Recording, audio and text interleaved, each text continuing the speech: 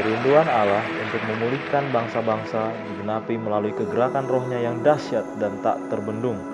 Buku-buku karya Owen Murphy, John Knox, dan Yonggi Cho menjadi saksi mencatat bagaimana pemulihan ini terjadi di Wales, Skotlandia, dan Korea Selatan.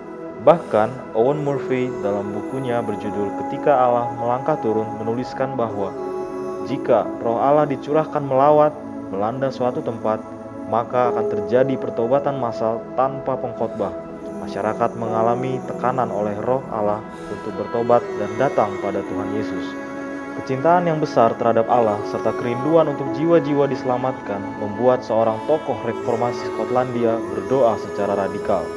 Berikan aku Skotlandia, kalau tidak aku mati.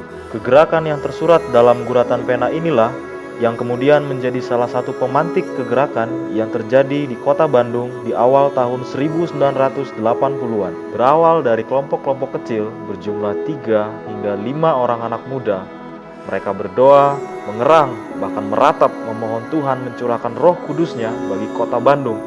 Api doa menyala luar biasa, dengan tanpa henti mereka terus membangun hubungan dengan Allah.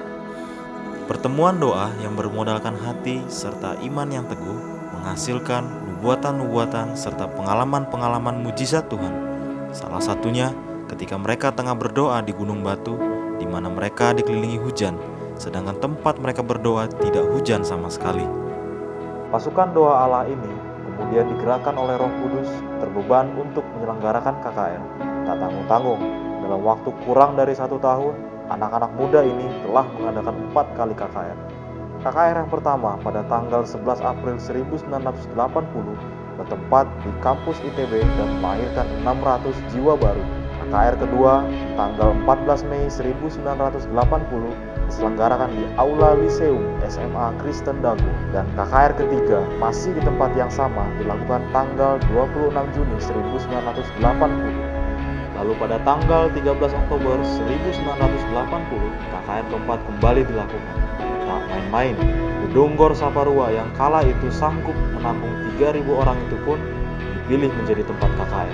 Tentu bukan perkara mudah, apalagi ketika disandingkan dengan dana. 3.000 petobat baru dilahirkan hari itu.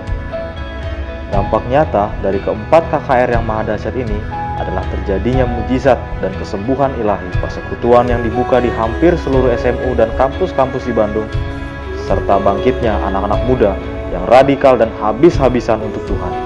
Berbicara mengenai kegerakan yang melanda kota Bandung tahun 1980, tentu tidak bisa dipisahkan dari sosok seorang almarhum Ferry Sihombing yang memiliki visi dalam hidupnya, yaitu melihat lawatan Tuhan terjadi di kota tempat di mana ia dibuang sebagai seorang mahasiswa.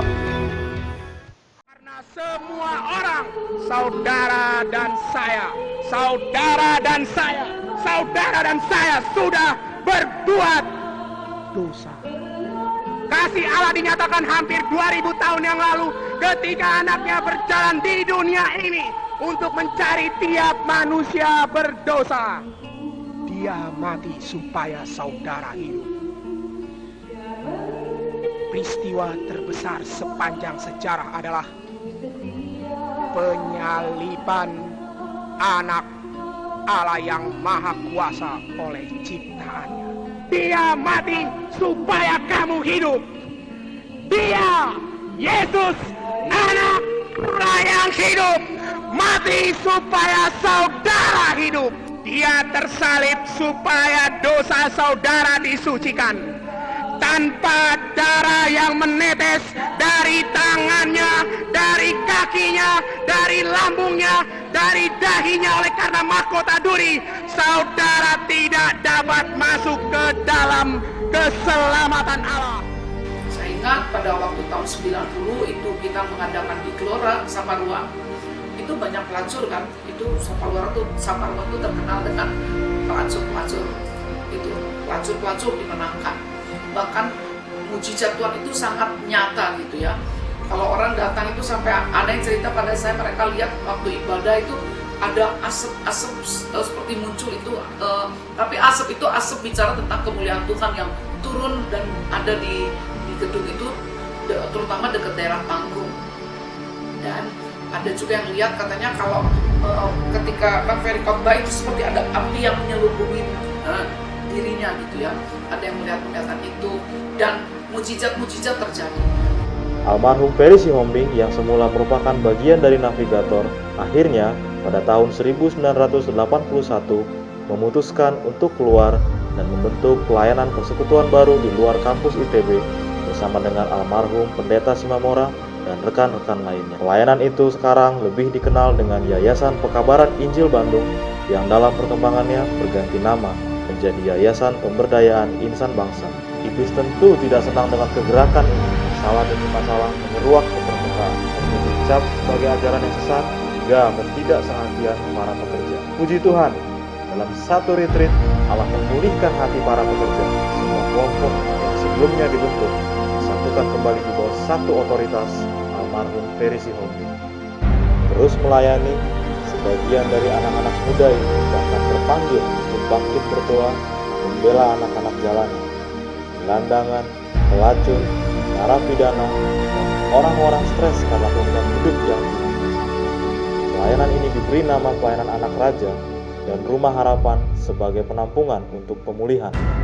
Tuhan juga membangkitkan pelayanan HELPS pada tahun 1985.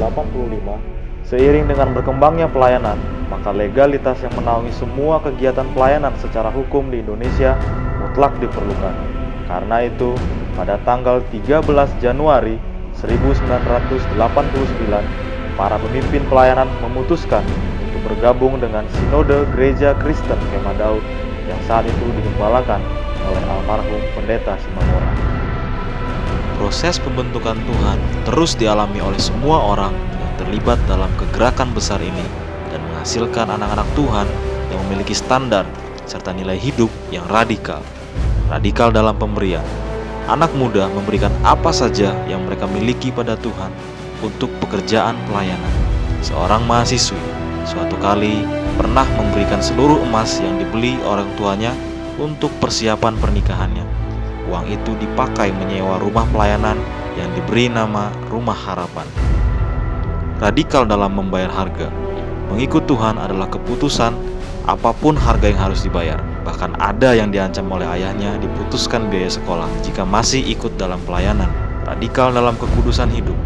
Menjadi berbeda dengan dunia adalah nilai yang terus dipegang teguh oleh anak-anak Tuhan. Radikal dalam memberitakan Injil. Banyak anak-anak muda yang mendatangi taman-taman kota di Bandung, pencuri, bahkan markas para perampok. Tujuannya adalah satu, yaitu memberitakan kabar baik. Nilai Alkitabiah. Terus menjaga hidupnya dengan terus membangun hubungan pribadi mereka dengan Tuhan. Nilai kekeluargaan, bertumbuh bersama dalam keluarga Kristus begitu terlihat dari hidup anak-anak muda ini. Nilai hubungan, hidup yang sesuai dengan standar firman Tuhan ternyata memberi dampak dan buah yang dapat dikecap oleh banyak orang. Terakhir, tidak dapat dihentikan. Apapun yang terjadi, iblis tak akan pernah menghentikan kegerakan yang dilakukan anak-anak